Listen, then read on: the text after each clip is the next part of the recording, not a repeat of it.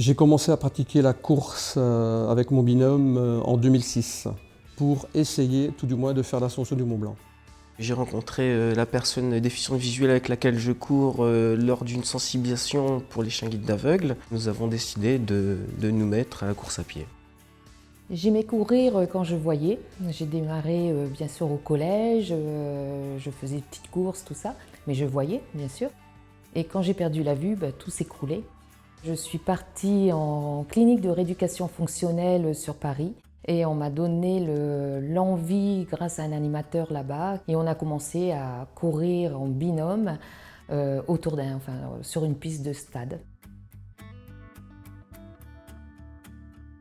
En tant que déficient visuel, il n'y a pas de difficulté particulière de courir. Il suffit d'un peu d'entraînement, avoir une bonne complicité avec son binôme. Après, j'écoute son souffle, j'écoute son pas. Donc c'est tous des paramètres qui rentrent également en ligne de compte lors de la course. On doit faire attention au terrain, à l'autre personne. Ça permet de développer certains sens qu'on n'a pas l'habitude d'utiliser quand on court habituellement. Avoir une confiance totale au guide, c'est surtout se dire, voilà, il va faire attention à ma personne, il va faire attention à un trou. Là, le guide est vraiment là pour me mettre en sécurité avec un confort de course. La course, c'est un sport d'équipe. C'est une union, une complicité. C'est vrai que le service que me rend mon binôme, c'est de pouvoir courir.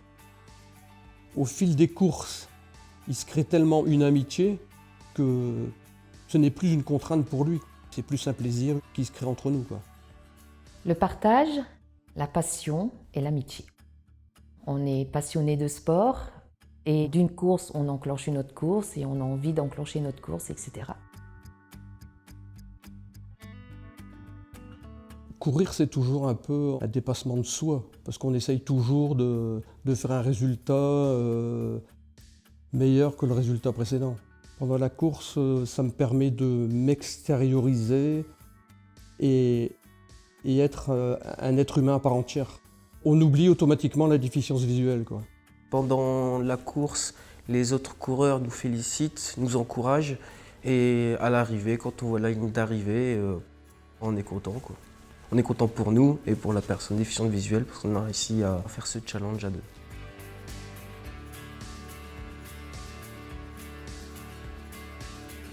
Sur les réseaux sociaux, j'ai créé une page pour raconter l'aventure d'un guide et d'une personne déficiente visuelle pour encourager les gens à faire la même chose. C'est une très belle expérience à faire dans sa vie où il y a beaucoup de contacts humains, beaucoup de rapprochements. On crée des liens très très forts avec la personne avec laquelle on court. Avis aux amateurs de devenir guide et avis aux personnes déficientes visuelles de franchir la barrière, que rien n'est fini, même si on perd la vue, il faut y aller.